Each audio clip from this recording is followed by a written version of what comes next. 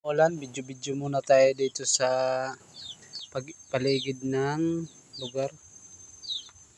Makikita nyo may mga hayop, mga alaga na pato, tsaka manok, pabo. Pero hindi sa atin yan. Ito yung kinukunan natin ng markot. Di tayo makapupunta doon dahil basa yung puno. Ito yung nakaganda dito sa probinsya natin dahil tahimik, malayo sa marites, malayo sa gulo. Saka meron mga alaga, pwede tayo magkatay pag wala may-ari. Ito yung itlog, andito na sila, dito na sila nagitlog para di na tayo mahirapan.